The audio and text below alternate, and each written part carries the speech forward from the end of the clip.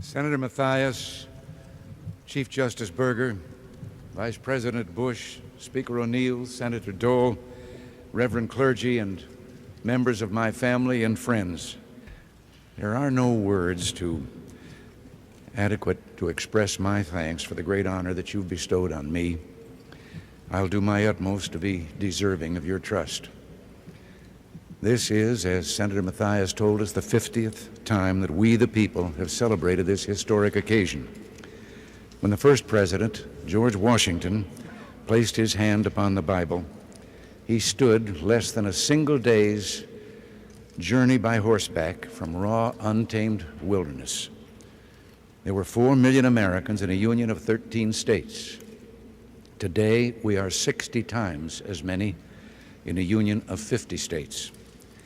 We've lighted the world with our inventions, gone to the aid of mankind wherever in the world there was a cry for help, journeyed to the moon and safely returned. So much has changed, and yet we stand together as we did 2 centuries ago. When I took this oath 4 years ago, I did so in a time of economic stress. Voices were raised saying that we had to look to our past for the greatness and glory. But we, the present-day Americans, are not given to looking backward. In this blessed land, there is always a better tomorrow. 4 years ago, I spoke to you of a new beginning, and we have accomplished that. But in another sense, our new beginning is a continuation of that beginning created 2 centuries ago, when, for the first time in history, government, the people said, was not our master, it is our servant. Its only power, that which we, the people, allow it to have. That system has never failed us, but for a time, we failed the system. We asked things of government that government was not equipped to give. We yielded authority to the national government that properly belonged to states or to local governments or to the people themselves. We allowed taxes and inflation to rob us of our earnings and savings and watched the great industrial machine that had made us the most productive people on earth slow down and the number of unemployed increase. By 1980, we knew it was time to renew our faith, to strive with all our strength toward the ultimate in individual freedom consistent with an orderly society. We believed then and now there are no limits to growth and human progress when men and women are free to follow their dreams. And we were right.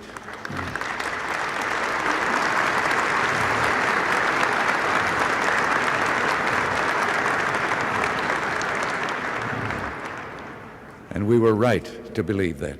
Tax rates have been reduced, inflation cut dramatically, and more people are employed than ever before in our history.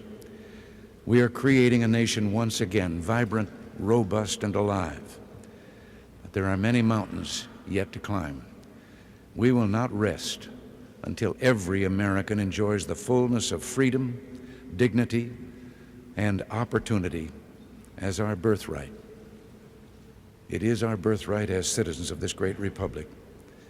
And if we meet this challenge, these will be years when Americans have restored their confidence and tradition of progress, when our values of faith, family, work, and neighborhood were restated for a modern age, when our economy was finally freed from government's grip, when we made sincere efforts at meaningful arms reductions and by rebuilding our defenses, our economy, and developing new technologies, helped preserve peace in a troubled world. When America courageously supported the struggle for individual liberty, self-government, and free enterprise throughout the world, and turned the tide of history away from totalitarian darkness and into the warm sunlight of human freedom.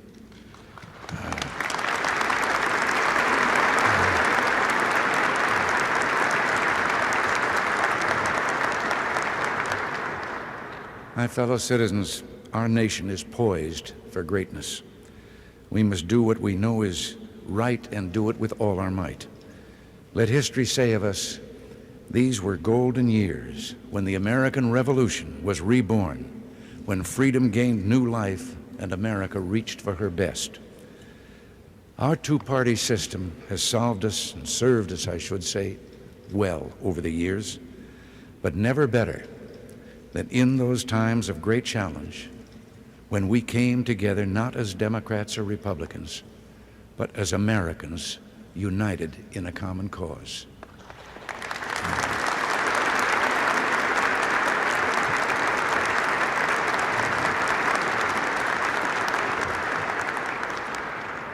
Two of our founding fathers, a Boston lawyer named Adams and a Virginia planter named Jefferson, members of that remarkable group who met in Independence Hall and dared to think they could start the world over again, left us an important lesson. They had become, in the years then in government, bitter political rivals. In the presidential election of 1800, and then years later, when both were retired and age had softened their anger, they began to speak to each other again through letters. A bond was reestablished between those two who had helped create this government of ours. In 1826, the 50th anniversary of the Declaration of Independence, they both died. They died on the same day, within a few hours of each other, and that day was the 4th of July. In one of those letters exchanged in the sunset of their lives, Jefferson wrote, "It carries me back to the times when, beset with difficulties and dangers, we were fellow laborers in the same cause, struggling for what is most valuable to man, his right of self-government, laboring always at the same oar, with some wave ever ahead threatening to overwhelm us, and yet passing harmless, we rode through the storm with heart and hand." Well, with heart and hand, let us stand as one today. One people under God, determined that our future shall be worthy of our past. As we do, we must not repeat the well-intentioned errors of our past. We must never again abuse the trust of working men and women by sending their earnings on a futile chase after the spiraling demands of a bloated federal establishment. You elected us in 1980 to end this prescription for disaster, and I don't believe you re-elected us in 1984 to reverse course.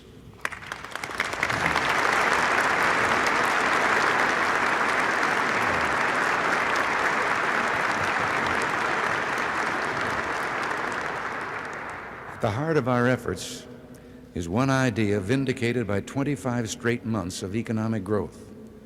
Freedom and incentives unleash the drive and entrepreneurial genius that are the core of human progress. We have begun to increase the rewards for work, savings, and investment, reduce the increase in the cost and size of government and its interference in people's lives. We must simplify our tax system, make it more fair, and bring the rates down for all who work and earn. We must think anew and move with a new boldness so every American who seeks work can find work, so the least among us shall have an equal chance to achieve the greatest things, to be heroes who heal our sick, feed the hungry, protect peace among nations, and leave this world a better place. The time has come for a new American emancipation, a great national drive to tear down economic barriers and liberate the spirit of enterprise in the most distressed areas of our country. My friends, together we can do this, and do it we must, so help me God. From new freedom will spring new opportunities for growth, a more productive, fulfilled, and united people, and a stronger America. An America that will lead the technological revolution and also open its mind and heart and soul to the treasures of literature, music, and poetry, and the values of faith, courage, and love. A dynamic economy with more citizens working and paying taxes will be our strongest tool to bring down budget deficits. But an almost unbroken 50 years of deficit spending has finally brought us to a time of reckoning. We've come to a turning point, a moment for hard decisions. I have asked the Cabinet and my staff a question, and now I put the same question to all of you. If not us, who? And if not now, when? It must be done by all of us. Going forward with a program aimed at reaching a balanced budget, we can then begin reducing the national debt. I will shortly submit a budget to the Congress aimed at freezing government program spending for the next year. Beyond this, we must take further steps to permanently control government's power to tax and spend.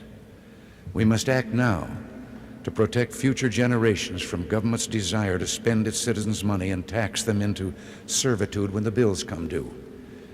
Let us make it unconstitutional for the federal government to spend more than the federal government takes in.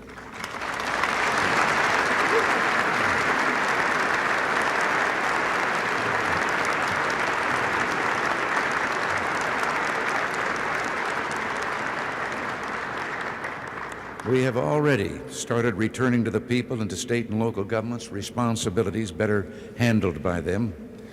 Now, there is a place for the federal government in matters of social compassion, but our fundamental goals must be to reduce dependency and upgrade the dignity of those who are infirm or disadvantaged. And here, a growing economy and support from family and community offer our best chance for a society where compassion is a way of life, where the old and infirm are cared for, the young and, yes, the unborn protected, and the unfortunate looked after and made self-sufficient.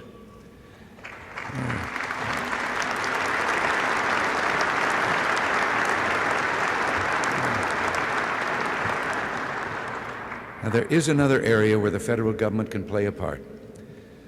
As an older American, I remember a time when people of different race, creed, or ethnic origin in our land found hatred and prejudice installed in social custom and, yes, in law. There's no story more heartening in our history than the progress that we've made toward the brotherhood of man that God intended for us. Let us resolve there will be no turning back or hesitation on the road to an America rich in dignity and abundant with opportunity for all our citizens.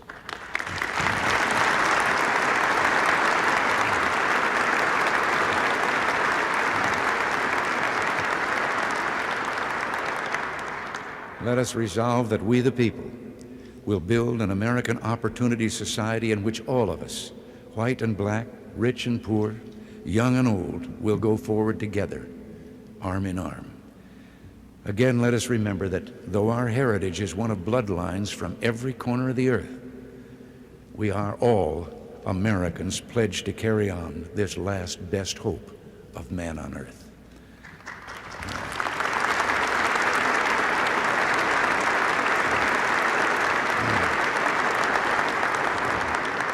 Now, I've spoken of our domestic goals and the limitations we should put on our national government. Now let me turn to a task that is the primary responsibility of national government, the safety and security of our people. Today we utter no prayer more fervently than the ancient prayer for peace on earth.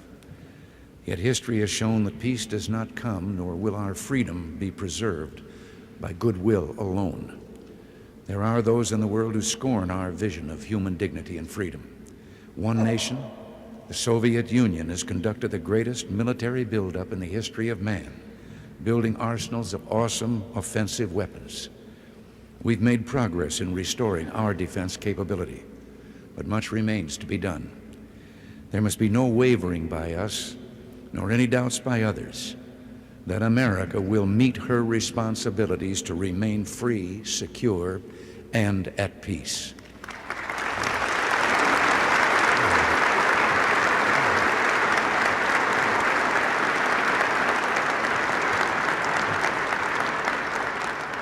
There is only one way safely and legitimately to reduce the cost of national security, and that is to reduce the need for it. And this we're trying to do in negotiations with the Soviet Union. We're not just discussing limits on a further increase of nuclear weapons. We seek instead to reduce their number. We seek the total elimination one day of nuclear weapons from the face of the earth.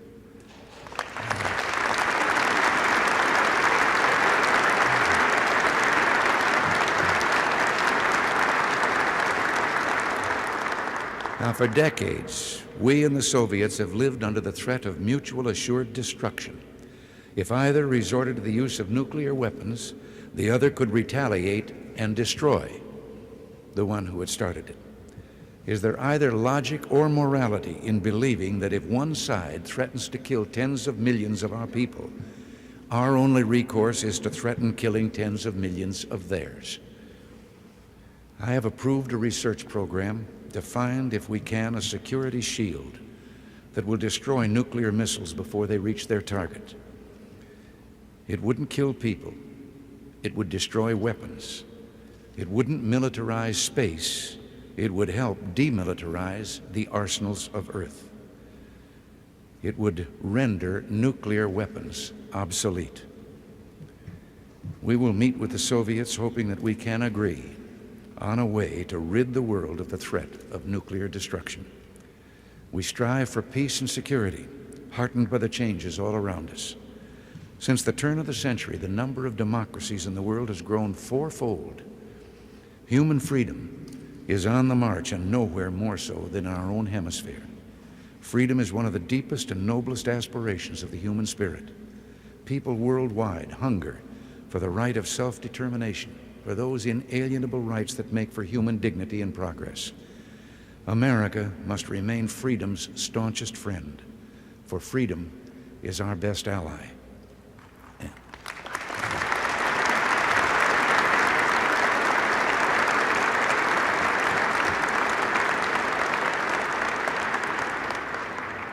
And it is the world's only hope to conquer poverty and preserve peace. Every blow we inflict against poverty will be a blow against its dark allies of oppression and war. Every victory for human freedom will be a victory for world peace. So we go forward today, a nation still mighty in its youth and powerful in its purpose. With our alliances strengthened, with our economy leading the world to a new age of economic expansion, we look to a future rich in possibilities. And all of this is because we worked and acted together, not as members of political parties, but as Americans. My friends, we live in a world that's lit by lightning. So much is changing and will change, but so much endures and transcends time. History is a ribbon, always unfurling. History is a journey. And as we continue our journey, we think of those who traveled before us. We stand again at the steps of this symbol of our democracy, or we would have been standing at the steps if it hadn't gotten so cold. Now we're standing inside this symbol of our democracy. And we see and hear again the echoes of our past. A general falls to his knees in the hard snow of Valley Forge. A lonely president paces the darkened halls and ponders his struggle to preserve the Union. The men of the Alamo call out encouragement to each other. A settler pushes west and sings a song, and the song echoes out forever and fills the unknowing air. It is the American sound. It is hopeful, big-hearted, idealistic, daring, decent, and fair. That's our heritage. That's our song. We sing it still. For all our problems, our differences, we are together as of old. We raise our voices to the God who is the author of this most tender music. And may he continue to hold us close as we fill the world with our sound in unity, affection, and love. One people, under God, dedicated to the dream of freedom that he has placed in the human heart, called upon now to pass that dream on to a waiting and a hopeful world. God bless you, and may God bless America. Thank you.